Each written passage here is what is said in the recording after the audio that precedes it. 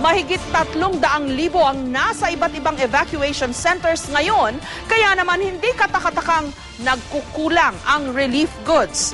Sa ilang mga lugar, nag-uunahan na ang mga evacuee na makakuha ng supply ng pagkain at inumin. May ilang piniling mamalimos na lamang sa kalye para may maipantawid lang sa kumakalam nilang sikmura. May report si Julius Segovia. Inabutan naming nag-uunahang tumakbo ang mga residente ng Araneta Avenue, Quezon City pasado 1:00 kaninang tanghali. Ang dahilan ng kanilang pagmamadali, ang pamimigay ng relief goods ng isang nagmagandang loob. Ang mga binahang residente, nagkatulakan sa pag-uunahang pumila. Mismong sasakyan na may dalang pagkain, inakyat para lang makauna. Halos mag-agawan na sa relief goods, pati tuloy mga bata, nasiksik at nagitgit pa. Matagal na kami nagugutom, 2 araw na. Kaya ayaw ko po magsiksikan, madama yung anak ko eh. Hanggang dibdib pa ang baha sa Araneta Avenue ng ikutan namin kaninang umaga. Nakabalandra rin sa kalsada ang mga sasakyang tumirik.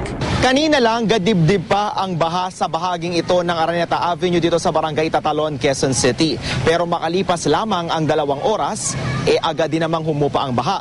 Ang problema naman ngayon, ang sangkaterbang basura at ang makapal na putik na iniwan ng matinding pagbaha. Tulong-tulong na ang mga residente sa pagpala ng putik sa kalsada. Pati mga basura, pinagsasama-sama. Imbes na makipagsiksikan sa relief operations, iba naman ang diskarte ng ilang binahang residente ng Barangay Banabasan, Mateo, Rizal. Mas pinili nilang sa kalye, imbes na sa mga evacuation center mamalagi.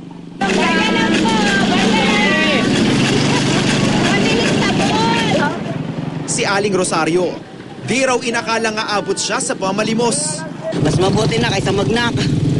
Wala na yung gamit namin, lubog na lahat, pati mga TV. Wala kayo naisalba? Sarili lang. Ang iba naman, hindi nilisan ang kanilang mga bahay sa gitna ng panganib. Meron daw kasing nagsasamantala sa mga kapwa nila na salanta. Uso raw ngayon ang nakawan sa gitna ng baha. Kahapon pa po. Nang walang alisan? Wala pong alisan sila, dyan na lang sila natulog, naggawa na lang ng tent, at pinadalang ko na lang dyan po ng makakain nila at may kalan naman doon. Sa kabila ng matinding unos, buo pa rin ang pag-asa ng mga binahang residente. Nakasabay ng pagsikat ng araw ay ang simula ng kanilang muling pagbangon. Julius Segovia, GMA News.